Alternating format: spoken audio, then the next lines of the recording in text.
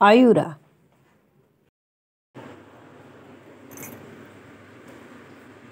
समीरचा बदला घ्यायची भावना मनात रुजली होती. तो फक्त इथून बाहेर पडू दे, त्याला नाही नरक दाखवला तर बघ. तो मनाशी हा विचार पक्का करत होता. इथून पुढे समीर थोडा वेळ थांबून घरी जायला निघाला.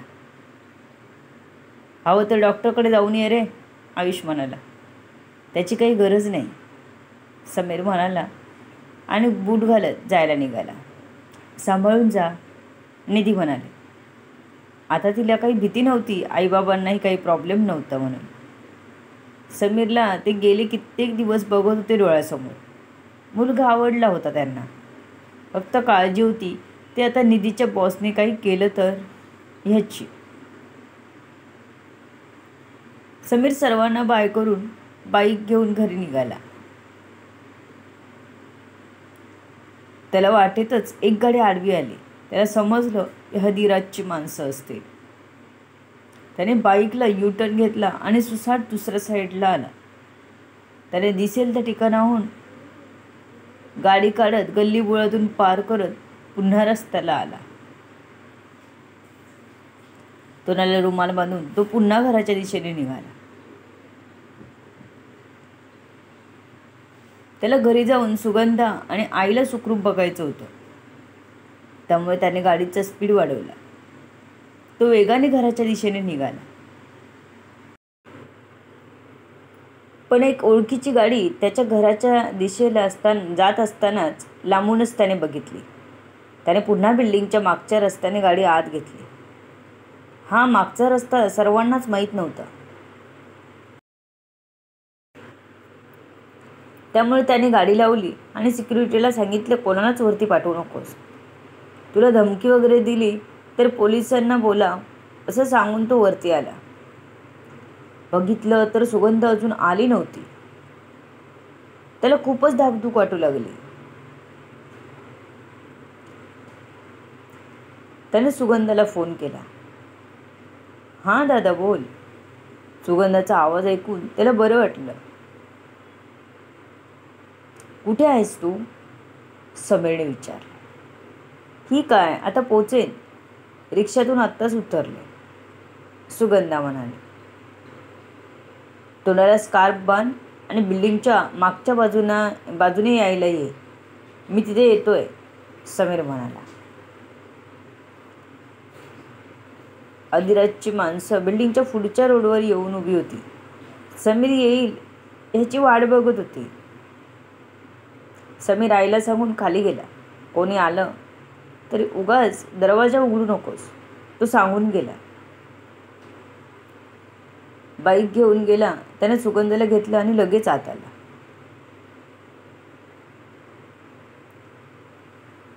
त्यांना ऑर्डर होती अधिराजची, त्याला पकडून घेऊन यायचं.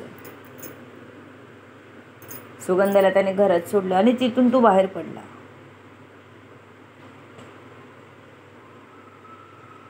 एका मित्राचं घर होतं ज्यात फक्त त्याची आईच राहत होती. त्याने समीरला तिथे राहायला परमिशन दिली. समीरने आपल्या कुटुंबाच्या सेफ्टीसाठी आपलं सामान तिकडे शिफ्ट करायचं ठरवलं.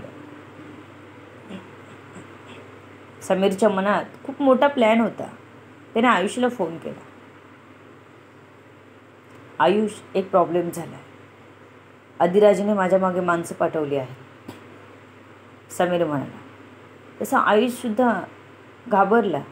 त्याला काळजी वाटली समीरची. आपल्या बहिणीसाठी त्याने मोठा पंगा घेतला होता.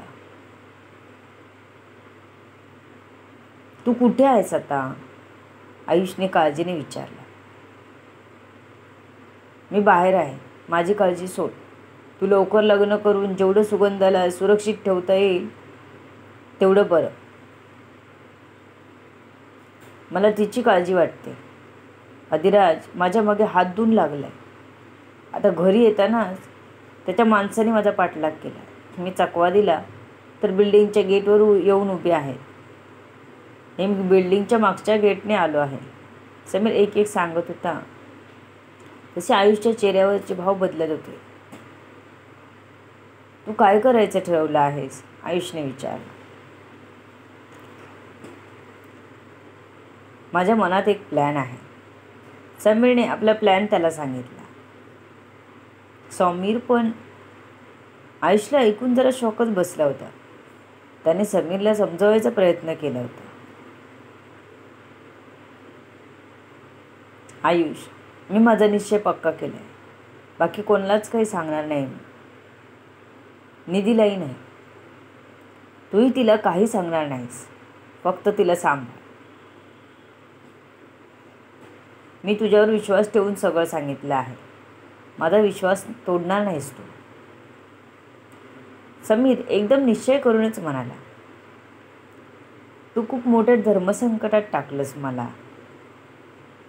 आयुष थोड्या टेन्शनमध्येच म्हणाला.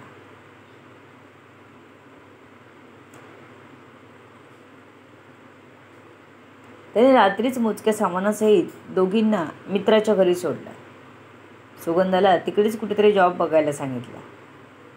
सुगंधाला नेमकं काय चाललंय आपल्या आयुष्यात हे कळत नव्हतं. समीर तिला काही कळू देणार नव्हता. त्याने विश्वासाने आयुषलाच सांगितलं होतं सगळं. समीरचा फोन येऊन गेल्यापासून आयुष खूपच चिंतेत होता.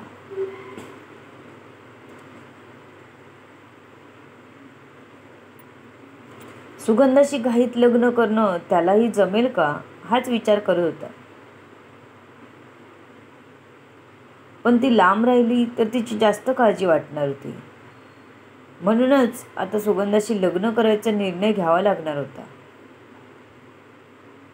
त्याला विचारात हरवलेलं बघून निधी त्याच्याजवळ आली. दादा, काय झालं? उदास का आहेस? तिने त्याच्या खांद्यावर हात ठेवत विचारलं. काही नाही, तू सावध राहा आता. तुझा बॉस खवळला असणार. एवढा मार खाऊन तो गप्प राहणार नाही आता, आयुष म्हणाला. हो, तो तर सटकूच आहे. आता मी काही जाणार नाही कामाला, निधी म्हणाली. हो, नको जाऊस, आयुष म्हणाला. त्याने आराध्य दादाची नोकरी घालवेल म्हणाला. त्यासाठी टेन्शन येतंय. सगळेच घरात बसून खाणार काय? अवनी वहिनी चांगली आहे म्हणून. नाहीतर तू कामाला नाही, मी सोडलं. एकट्या आराध्य दादावर सगळा लोड आलाय. त्याची जर नोकरी घालवली त्याने तर आपण काय करायचं? निधी म्हणाले.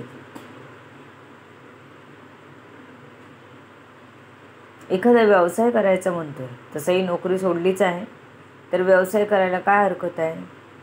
आयुष विचार करत म्हणाला.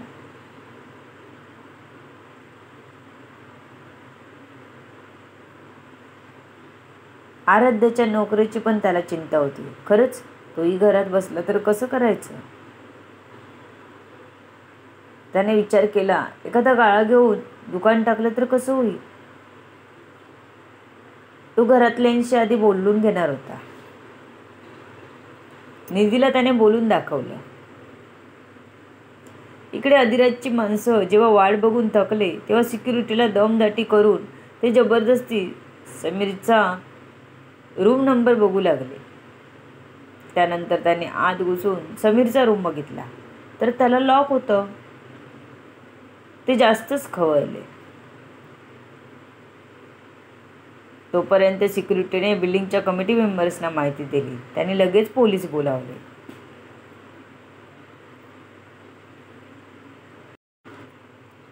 पोलीस आले, त्यांना पकडायला गेले. पण जो जशी वाट मिळेल तिकडे पळाला. एका दोघांना पोलिसांना पकडण्यात यश आलं. त्यांना पकडून पोलीस घेऊन गेले. अधिराजकडे पोचलेल्या माणसांनी त्याला समीरच्या घराला लॉक आहे अशी माहिती दिली. अधिराजने समोरच्या टेबलवर जोरात लाथ मारली. आधीच तो हॉस्पिटलमध्ये होता. त्यात एका पायाला प्लॅस्टर. तो पूर्ण वैतागून गेला होता. अधिराजने लाथ मारताच टेबल भिंतीवर आपटलं आणि मोठा आवाज झाला. डॉक्टर धावत अधिराजकडे आले. त्याला बोलायची हिंमत नव्हती. पण काय झालं हे बघणं तर त्यांची ड्युटी होती. डॉक्टर, किती दिवस मी हा असं पाय घेऊन राहणार? अधिराज वैतागत म्हणाला, सर तुम्हाला 3 महिने तरी लागतील पाय ठीक व्हायला. लवकर काही रिकवर करणारी औषधं घेतलीत, जशी की आयुर्वेदिक वगैरे किंवा आपली घरगुती, तर त्याने लवकर पाय बरा होईल, डॉक्टर म्हणाले आणि निघून गेले. अधिराज आज घडलेली प्रत्येक गोष्ट मनात आठवत होता. त्या दिवशी तर ह्या दोघांनी ब्रेकअप केलेला. माझ्या माणसानेही त्यांना भेटताना बघितलं नाही. अचानक समीर कसा तिथे पोचला? एकतर या दोघांचा काही प्लॅन असेल ज्यात आपण फसलो, किंवा मग दोघांमध्ये पॅचअप झालं असावं. या दोनच शक्यता त्याला जाणवत होत्या. निधी कामाला येणार नाही आणि मी तिला काम सोडू देणार नाही. निधी माय डार्लिंग, तुझ्याशी मी आता प्रेमानेच वागणार. लग्न झाल्यावर मी तुझी सर्व वसुली करणार. अधिराज निधी मोबाईलमध्ये निधीचे फोटो बघत बसला. उद्या जर कामाला नाही आली निधी, तर तो तिला फोन करून स्वतः तिची माफी मागून तिला कामाला बोलावणार होता. नाही आली तर वेळ पडली तर ब्लॅकमेल पण करणार होता, पण माघार घेणार नव्हता. त्याला निधीवर प्रेम होतं, पण तिच्यामुळे आज पहिल्यांदा त्याला मार खावा लागला होता, तोही इतका बेकार. हे तो तिच्याकडून वसूल करणारच होता. नाही तुला माझ्या पायावर नाक घासायला लावलं ना, तर नावाचा अधिराज नाही. त्याने आपल्या मिशीला हात लावत म्हणाला,